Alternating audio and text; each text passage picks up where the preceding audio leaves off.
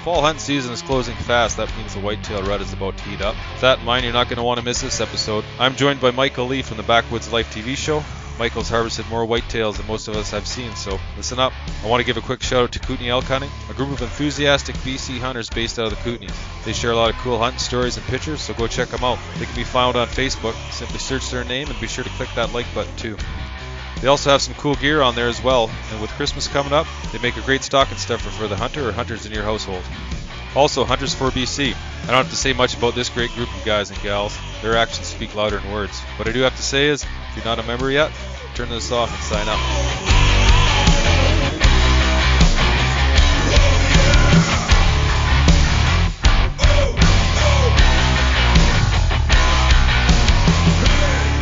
I want to welcome everyone to the Focus Hunting Podcast. Today I'm joined by Michael Lee. Michael Lee is the host of the Backwoods Life TV show. Thanks for joining me today, Michael. I appreciate it, Kevin. Thanks for having me on. Now, I'm sure everyone already knows who you are, but for the few people who might not, can you just quickly tell us about yourself? Yeah, like I said, I'm Michael Lee with Backwoods Life. We've been on outdoor television for about 16, 17 years now, and we down here in the South Georgia area, North Florida areas where we're based out of, and we travel all over the country just having a good time, trying to fill a tag here or there and show what it's all about. So how old were you when you started hunting, and kind of what got you into hunting? I grew up in a hunting family. My dad, my grandfathers, uncles, cousins, I mean, we've all hunted as long as I can remember. I think I started deer hunting when I was about 9 years old with my dad, and just went as much as I could, when I was younger, and killed my first deer when I was 11, and just kind of went from there. Like to fish a lot, just spend whatever I could do in the outdoors, bird hunt, deer hunt, whatever we could do to get out there and have a good time. Yeah, no doubt. That's pretty cool. You got any siblings, brothers, sisters? I've got a younger sister. We're 5 years apart. Oh, yeah. How about her? Does she hunt as well? Nah, not really. No. Her husband, my brother-in-law, he likes to hunt with us some, and she'll go, but she doesn't really want to shoot a deer or anything. She likes to shoot hogs and stuff. So, oh yeah, she didn't get quite the DNA makeup that I did, I guess. Yeah, my wife's the same. She likes to get out, but she's not into the hunting, but she just likes to get out there, so that's cool. So 16, 17 years, 234 episodes. You've had a tremendous success. You host one of the longest running hunting shows, The Backwoods Life. How did you get into television, and what inspired The Backwoods Life? I tell you the truth, I don't know if it was good luck or bad luck, but we're still kicking and screaming today. But my show co-host and business partner, Kevin Knighton, and I met, I think it was in about 2004 in the spring. I was down in Florida at a hunting store with a buddy of mine. We were working with a turkey call company back then. We were just down there hanging out, having a good time. And Kevin and I crossed paths. And Kevin's background was in television production. He worked at some of the local television stations down in Florida and did production and knew the nuts and bolts of the TV side. And I've had owned video cameras. And growing up, my dad had video cameras. And we used to film some of our hunts and just messing around. Really didn't know what we were doing per se. And then when I met Kevin, we kind of put it all together and started out with a local TV show here in South Georgia, North Florida area, and just grew from there. Next thing you know, we're on nationally on different networks and just evolved to what we are today. It seems like it was yesterday, but it's been a long ride. It's been bumpy at times. We went several years there. We wondered if we were going to keep the lights on, but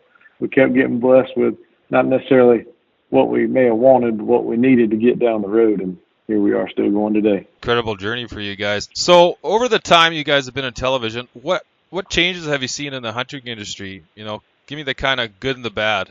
Man, it's been pretty wild. When we first started, literally we could walk around the ATA show, the Archery Trade Association show, and you could go and talk to every company in the building. Literally walk into their booth and shake hands. Hey, how you doing? I'm Michael. Nice to meet you. Have a conversation. And I think our first ATA show, we walked through the entire show over the 3 days, talked to everybody we could get in front of to try to, tell everybody who we are, what we're doing. Nowadays, that's frowned upon. Like you're bothering people because you're trying to sell them advertising while they're trying to sell products. And I get all that. I work on both sides of that fence. But it was such a personable industry back then. Now it still is. There's a lot of really good people in this industry, and everybody, kind of knows each other on some level. But everything has shifted, man. It's gotten definitely more corporate America we've got conglomerates popping up, buying up all the mom and pop companies, if you will, making, 10 companies under this one company and 15 over here and 5 over there. And it's really monopolizing things. And even on the video side, like what we've done for so many years, we evolved, the social media trend kicked in about 10 years ago. And so we adapted to that. We were one of the first hard workers, if you will, on Facebook to grow an audience there, because my background's in computer science. Actually, that's what I got my degree in, computer information systems. So technology has always been a thing that I've always grasped and used to reach an audience for us to grow Backwoods Life and, get people, in the palm of your hand, literally, to consume what we're doing. So the social media trends of today have definitely changed our audience spectrum. Your on-demand video platforms versus the old days of where you could just watch Outdoor Channel, Sportsman Channel, whatever, and go from there. But the mindset of advertising's changed. The mindset of video production's changed. We've raised the bar in a lot of positive areas to, just keep stepping things up with the quality of video, with the quality of technology to use to video. And it's kind of been an adapt or die situation. And we've been fortunate enough to be able to adapt and keep grasping, a different subset of that audience to get those eyeballs and, keep everybody happy in our world. But it's definitely been a challenging journey, that's for sure. I bet it has. And I mean, even, in the last, like you said, last 10 years, but the last 5 years for sure, everybody and their dog, they got a camera or a cell phone now and they're on YouTube. They're showing, big kills and lots of them. So it's pretty amazing that you guys have stayed successful this long. And over the past 16 years, you found tremendous success. Is there anything that you haven't done yet or you might want to do? Man, we've been, like I said, we've been doing this for a minute. So it's one of those things where we've been blessed to do a lot of stuff that I thought I'd never be able to do in my life. But I mean, we've shot elk and mule deer and alligators and hogs and exotics and whitetails and turkeys and, things that, as a young boy growing up in nowhere, Georgia here, I never thought I'd be able to kill a 170-inch whitetail, period. I mean, and things like that have happened in my life. And I've been so blessed. And I don't take it for granted, man. I try to really enjoy things as they come. Each one's special. Doesn't matter if a deer's 120 inch or 190 inches. It's all about the adventure and having fun. And I've kind of had to check myself and stay in that lane, in the last several years. I guess I'm just getting old, I guess the best way to put it. But, man, I don't know if I've got a favorite. I'm a seasonal hunter. So when it's springtime, I mean, all I care about is shooting a turkey in the face. That's all I want to do for a couple, 3 months there. And then, in the summertime, I kick back and enjoy, going to the beach with my wife and going offshore fishing with my buddies and just kind of winding down, having a good time, still work in the woods, keep my deer habitat going and stuff. And then, August gets here, September, I start getting that really big itch to shoot a whitetail or go hunt antelope, mule deer, elk, whatever. And it shifts throughout the year. Like right now, I mean, it's hardcore whitetail time, and I'm going to be in that mode, probably through January and stuff like that. So I'm a seasonal guy. I don't have a favorite. I get the same rush pulling the trigger on a turkey as I do a deer. Some people I know don't feel that way. Or I am one of those guys, man. I'm not a big duck guy. I guess because I've never done it a lot down here where we're at, and usually I've hunted in January a lot, even in Alabama and stuff for deer. So I've kind of missed out on the duck thing. So I apologize to any duck hunters listening. I wish I could jump in the blind and see what it's like one time though. Yeah, I myself, I've never done any duck hunting. It's too cold up in Canada for me that time of the year that it's open. So now you guys have some pretty crazy seasons down there. Can you kind of just explain how your seasons work? I know you guys got an archery season, then you guys kind of have different rifle seasons. Can you kind of just give us a quick breakdown on how that works? Yeah, I'll give everybody a quick rundown for Georgia. Georgia usually kicks off for archery season around the second Saturday in September.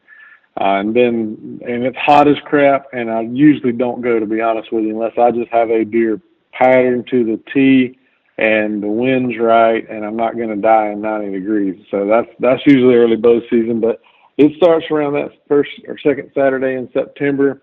It goes until about mid-October, and then we have a week of muzzleloader season and then rifle season. And you can hunt with any rifle, any centerfire rifle down here. And that'll go from around the third Saturday in October all the way until the around January the 10th, 15th ballpark. And you can shoot 2 bucks and 10 does here in Georgia. 1 buck must have 4 on one side that are 1 inch or longer, and the other buck can be whatever. So pretty liberal deer season down here. Yeah, that is definitely. Yeah, we've got a pretty liberal deer season up here as well. Our season starts, we have September 1st, it starts for archery, and that goes till the 9th. It's open for centerfire rifles till November the 30th, and then it goes back to another late archery season, and that runs till December the 20th. But up here we're allowed 1 doe and one buck, so it's a long season as well. I know a lot of guys would like to get rid of that doe season. I know there's some complaints about it, but as it stands right now, you're allowed to shoot 1 of each. So yeah, down here, I mean, it's we've got a lot of deer down here. I mean, I was hunting on some of our land this past weekend, and I mean, I probably saw, like Friday evening, I saw 23, 26 deer, 1 okay buck, but I got 1 buck tag left, so I'm trying to hold out for a good one. And I had my wife with me. I was trying to get her on one, and he just wasn't quite right. But it's the problem we do run into sometimes is we have so many does that it does hurt your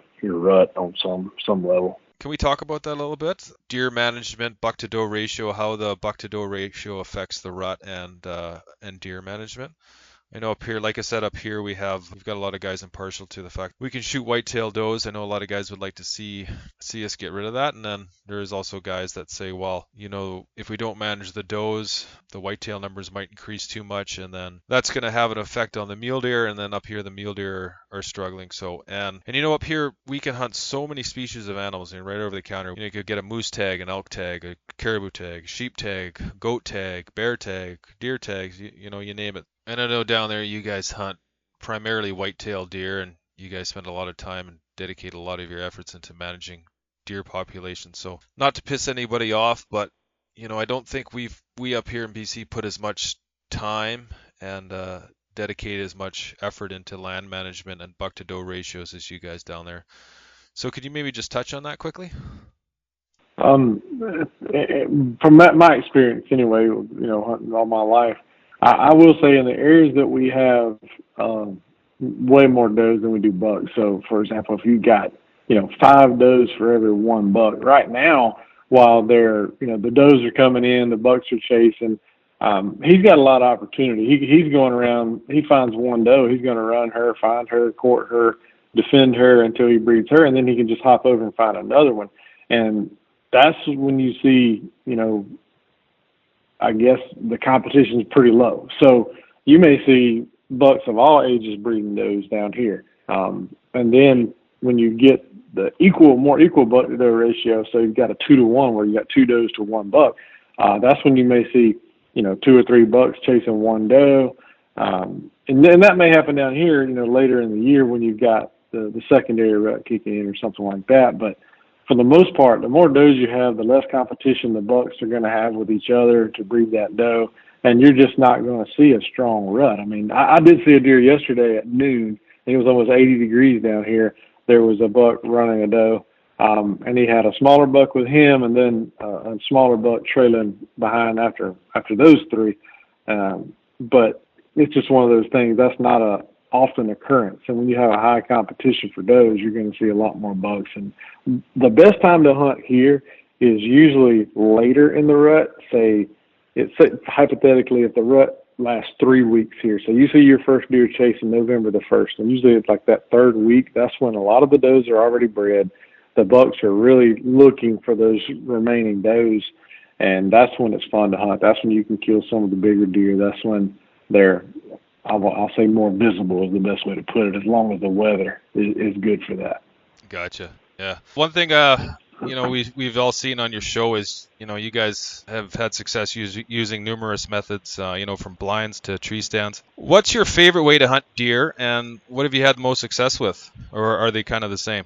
I'm an opportunistic hunter, so I guess just whatever spot's hot, whatever I need to do. But I will say we do a lot of blind hunting here. I didn't grow up that way. We hunted out of ladder stands and lock-ons a lot, but as kind of we've evolved, I will say, on our land management to where we've got a lot more food plots and things like that we can hunt over. A blind's more conducive to that, for us anyway. And we work with redneck blinds, so we do have a lot of their products scattered out through our hunting areas. We bow hunt out of those, we gun hunt out of those. But it really depends on the situation. If I'm going to rifle hunt, a blind's awesome. I usually put our blinds in places we can cover, good distances, and we've got rifles that we've shot, targets and such out to 600 yards. So, we can cover some real estate with what we have and, dial our scopes in and stuff like that. But, for the most part in Georgia, in general, the average hunter doesn't probably shoot over 100 yards or so, just hunting out of different kind of ground blinds or pop-up blinds, ladder stands. That's probably the go-to in this area because with lock-ons, more people are bow hunt mindset with that, and we do use those as well. But like my dad hunts with me a lot, and he's gotten older, knee replacements and things like that. So I don't want him climbing up in a lock-on anymore. I'd rather him hunt out of a ladder stand or a nice blind. He can sit there and be comfortable and shoot him a deer. So I've kind of adapted that way, and I guess that's another sign of my age. Yeah. No, blinds are definitely easier. I agree with you there. I've hunted a little bit in a tree stand, but never really successful in it. I don't know if I had it set up in the wrong spot, but it just never seemed to work. I actually just was out on a 4-day whitetail archery hunt. I had a blind set up in an area where I had a trail camera that was showing some decent bucks on it, but they're mostly at night. I sat in the blind Thursday. I seen a few does, no bucks. Friday, I actually had a buck walk into about 40 yards. I got a shot on him. My arrow, unfortunately, it just went right below him. So I waited a bit, walked up, made sure there was no blood. I just wanted to confirm that I didn't hit him or anything. So then I went back to my blind and I sat the rest of the day in the blind. Nothing came out. Saturday I did the same thing, went back to the same blind. I didn't see one deer. Now, what do you think? Obviously I know I blew it by missing that shot, but do you think I spooked the deer out of that area for good, or how would you have played it? That's a tough call. I guess I need to know a little bit more about your area. If it's a low pressure area and that shot may have spooked that deer, but after you shot, what was his reaction? Did he run off and stop, or did he just run? No, he ran like the wind. The area that I'm hunting in, it doesn't. It's a pretty remote area. There's it's about an hour hike in from the closest place you can get a vehicle. So it doesn't see a lot of pressure there. But that buck, he ran like he was hit, but I didn't see any blood. It was a clean miss. Just too low, I think. It was pretty cold out. I think my hands, they were shaking a bit. So, but, well, it's like my dad always told me: they're not hard to hit; they're just easy to miss.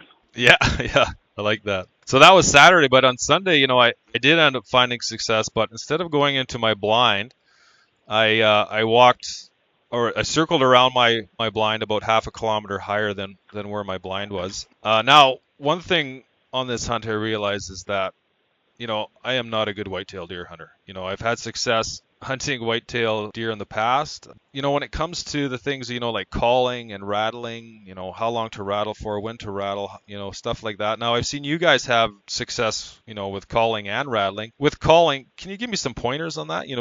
Just when to use what type of call and how often to use it? Well, and this is just, like I said, based off my experience, and I've hunted Georgia, the Midwest, the North, and things like that. And what I've seen in my area, calling doesn't or hasn't worked for me great in my years down here. And I think your calling has a lot to do with the time of year, obviously the stage that the bucks are in, as well as your buck to doe ratio. So if you hear, if you're rattling, for example, but rattling is fighting is not a normal thing because the bucks aren't competing as hard, then maybe your bucks don't respond to that.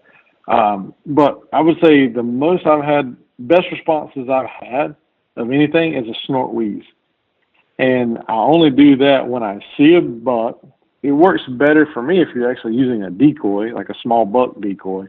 But I've snort wheezed deer in the past that they're walking by and they say I'm bow hunting and they're out of range. Or even if I'm rifle hunting and they're in some thick stuff and I can't get a good shot, can't see them. I'll snort wheeze a lot of times.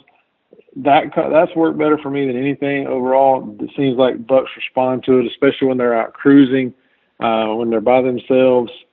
I have had deer come to grunt calls and rattling horns before, as well as a bleat call. But I would say my number one is a snort wheeze. My number two is a grunt call. And the grunt call, I can use it in the same way as I will use it before I actually do a snort wheeze. I'll see how he responds to a grunt call. If one's skirting the edge of a field or on a ridge or something or out of range, and I grunt and I'll see what he does. If he stops and looks, I maybe grunt again, just short grunts, and see how he responds to that. If I know he's going to walk off anyway, I'll get more aggressive. I may have a longer grunt. That's when I switch to a snort wheeze. Then I see his body response. Snort wheeze has really been a strong one for me to get deer. I've even had deer come in twice to a snort wheeze. I killed a deer, actually. I'm looking at him on my wall right now. Several years ago, I had a decoy out in a cut bean field. This buck walked out with a doe at about, 100, 150 yards. And he wouldn't leave that doe. I grunted at him, and he would look over there, but he would just stay with that doe. I snort wheezed at him. He broke off with that doe, and he came to about 50 yards. And I don't know if he just didn't like the decoy the first time or what, but then he turned around and went back to the doe. He gets right back to the doe again. I snort wheeze again. He comes back in, and I shoot him at 35 yards with my bow, and that's the rest is history. So, kidding. Wow. Yeah, it's crazy. That hunt's actually on our YouTube channel. It's pretty cool to watch. But all that being said, that would be kind of my preference. Rattling is something I'll do if I see deer, a buck, like say I'm in the Midwest or something where you can see a long ways, and I got a deer that he might be 200 yards away. Rattling is good because you can at least get his attention with the noise, because you obviously can make that louder than anything else. So I would do that. Then I'll gauge him out. Rattling's good to use, when competition's high, when it's just the bucks are really out looking for does real hard. And even earlier in the season, it's a territory thing. So when I rattle, I'll do that when there's kind of nothing happened. I can see some ground. But remember, anytime you're using calling of any method, always make sure you keep an eye on your downwind sign, because those bucks will almost every time circle around downwind of that noise to try to smell that other deer or come into that fight or whatever. Yeah, that's a good point. That's one thing I try to keep an eye on my wind more than anything, I think. Yeah, in terms of rattling, I don't know how long should when you're rattling, how long should a typical rattle last? Like 30 seconds, 45 seconds, or is that too long? Or then how often again do you do it? Do it every half an hour, or wait an hour, or? Myself, a lot of times with any kind of calling, really, I'll do it, and then I'll wait about 15 minutes. If nothing's happening again, I'll do it again. And I do that because, maybe that first time, if a deer that I don't see somewhere has heard me, and I may have got his attention, and he's still in the area, and he hears it again, he's like, okay, well, I kind of like a turkey. You call to him, and he may not gobble or anything, but then he's still in the area and he hears it again. Okay, I'm going to go check it out this time. You piqued my curiosity. And deer by nature are pretty curious animals and stuff, but most of the time that's what I'll do. I'll wait 15 minutes. I'll try it again. Whenever I rattle, it depends. If it's kind of earlier in the season, I may just tickle horns together, kind of like just, you got a couple of young bucks out there just pushing each other around, not really trying to kill each other. But when it's the right time, when it's, I'd say right on the edge of peak rut, more in the little bit of pre-rut, I'll hammer those things together, beat the ground, rake trees. I'll use my grunt call in the middle of it and just blare on it like a roar. Because when they're fighting, man, it's ruthless. I don't know if you've ever seen one fight or watching those videos and stuff. They are literally trying to kill each other, and they're making all kind of noise. No, I think we've all seen them on video. I've never seen them in real life actually going at it, but in our neck of the woods, it's pretty thick bush, but it's definitely neat to see. I actually just seen on social media, I seen a buck and a bull going at it. And to me, it just blew me away. The balls on that buck going after that 1,400-pound bull. It's pretty amazing. Hey, when it's rut, man, it doesn't matter. They're full of piss and vinegar. Yeah, they are. I actually had a few years back when I was mule deer hunting. I wasn't mule deer hunting. I was looking for whitetail, and I was in a spot that had a lot of mule deer in there, and to this day, I'm not sure why I was hunting whitetail in an area. I knew there was a lot of mule deer during the rut, but anyways, so yeah, I had already punched my mule deer tag, but as I was hiking up a ridge, this big buck comes out, and he was about 20 yards from me, and he looked at me, and I looked at him, and I was standing there, and he just kept walking right to me, and he kind of let out a little grunt, and I had my rifle with me, and then I started making noise. I was like, hey, get out of here. I'm going to shoot you if you keep coming. Get out of here. I didn't want to get stuck full of holes, but it was something else. But so you mentioned turkey hunting there. I've done a fair bit and I shouldn't say a fair bit. I've hunted turkey for 5 years up here. I've had success on 2 of the 5 years. What a tough critter to hunt, turkey. I mean, back to learning when to call and how to call. Man, they are something else. Those birds, I've never hunted anything as frustrating as turkey. I think but one of the coolest animals. And like you, come springtime, I'm right into it. I can't wait for turkey hunting. You guys hunt out of a blind for most of your turkey hunt? It just depends. If I'm going to set up in an area that I know that turkeys frequent, and we do a lot of scouting with our trail cameras. We run spy point cameras, and we're on the app, and we'll kind of get some time frames, patterns. Say we may run and gun off the roost, so to speak. So we got a bird, we know they roost in this area along this creek or this bottom or whatever, and we'll go set up. We'll try to call one in off the roost, and if that doesn't work, and then say, okay, well, we've got a lot of birds in this area on this food plot or whatever strut zone road at noon, then we'll ease around, get set up, and try to be there ahead of them and be patient. And that's killed more turkeys for me than anything, is just being patient, knowing your property, and knowing where the turkeys end up going on a regular basis. So the best turkey caller in the world is the guy that's sitting in front of where the turkey wants to go when he's calling, I promise you. No, that's one thing I think I struggled with for the first few years of turkey hunting, was just pattern and having patience. For the first couple of years, I was just running around like a jig during the rut, but eventually I figured it out where instead of calling and going to the birds to listen for their calls and then make a move to where if I call, they would come to me. It was actually on the 3rd year I had success. I had heard a gobble. I didn't do any calls right away. I walked up. I just did one slate call, and then right away they started gobbling. They started going nuts, and then I didn't call again for a little while. They kept gobbling, and then I could hear them fluttering around trying to figure out what's going on. And there was 2 of them, and I gave another little call, and sure enough, one came running out, and bam, got him. And then the next year, same sort of thing, not too far from where I got that one. Opening day, about half an hour in, I got another one, so that was pretty cool. And then last year, I had a friend come out, so we worked on trying to get him a turkey, and didn't work out. But man, that turkey hunting is a lot of fun. Oh yeah, it's one of my favorite things to do in the spring. There's no doubt about that. It's just I don't know. It's a learning process. You'll make more mistakes turkey hunting than you ever will anything else in your life, probably. And then you'll learn so much from them. You won't ever have it all figured out, but you'll be a lot better down the road, I promise. I agree with you there. Backing up a bit to what you mentioned earlier there, food plots. I've always wondered about this. When do you guys start working on these food plots? Usually what we'll do is we'll have good carryover for the most part in the spring from our fall plots. If we go, kind of start on the January timeline. So we'll have what's left over from fall, winter come in, and usually in the springtime, say February, March, depending on how much growth we have in them, because down here it gets warmer sooner, obviously, and then when the warm weather starts kicking in, we get some rain, those plots really take off, and they'll get pretty tall. So we'll go in and we may mow them down. We may have a lot of clover in some areas, but anywhere that we've got like ryegrass or winter wheat or oats, we'll go in and mow that down where we can see better, when we're turkey hunting. And what that does is that'll regenerate that growth as well until the temperatures get where they, 80s, 90 degrees, and then that clover and such, that'll die off. So then some of the plots we'll just mow the clover and we'll let it reseed itself, and then that'll come back for 3 or 4 years. But on the plots we don't do that, we'll go in after turkey season, we prep the soil, and right now we're in kind of a no-till program on our plots. So what we'll do is we'll spray those plots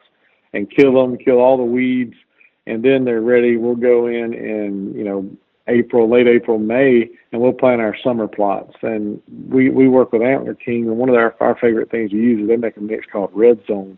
And so it's got buckwheat, soybeans, forage soybeans, just a bunch of good summertime stuff that makes hearty food source, warm weather stuff that the deer can hammer. And usually they eat all these plots up by late summer to where there's really hardly any plants left in there.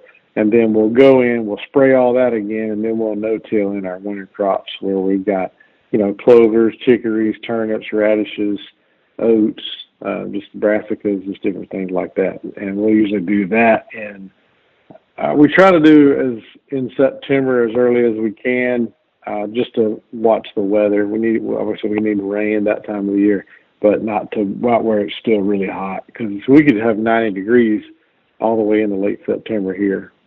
Oh yeah. So how many of these plots do you guys operate? We have about, between our lease property and my family farm, we probably plant a good 20, 30 acres of food plots between those two. I mean, it may be, we've got a couple acres that a couple plots that may be 4 acres, and then we'll have a half acre here or an acre here, just depending on the setup, Right. Can you use the same plot in the spring for turkeys and then use that same plot for deer in the fall, or do you guys have a specific plot that you use for turkey and then different ones for deer? No, for the most part, we hunt everything in all the same spots. It's just a visibility thing for the most part. We plant our plots nearly specifically for deer.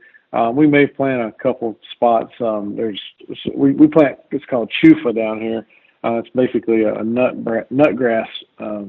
It's a weed basically, but it grows small little seeds under the ground that are probably the size of a small marble, and turkeys love them.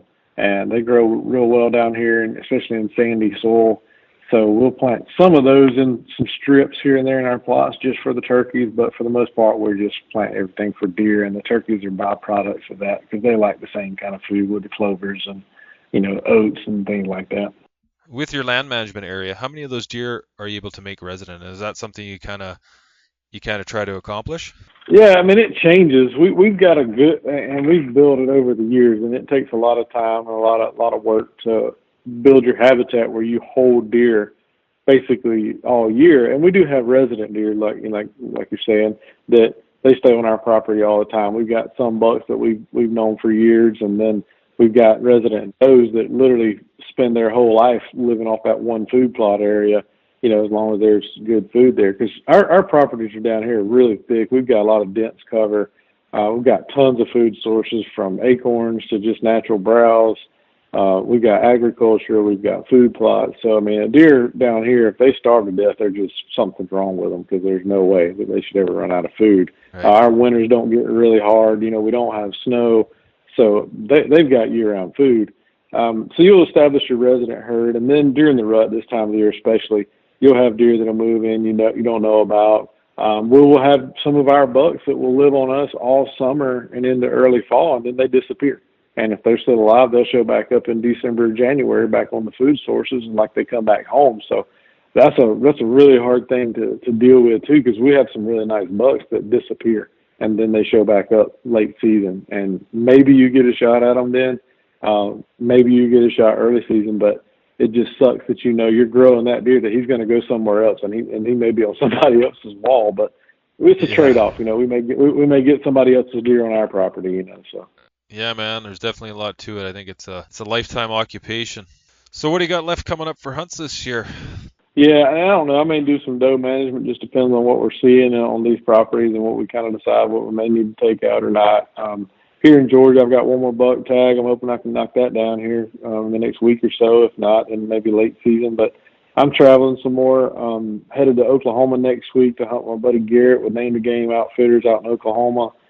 And then got a couple late season trips to Texas, which their rut kicks off, December, January. So that's always a fun trip. Got one of my buddies, Earl Williams, up in Michigan. He's begging us to come up there and try to get that muzzleloader tag up there in December. And so we're trying to bounce around and do a few more hunts. Maybe we can squeeze some stuff in and a couple more buck tags filled here or there.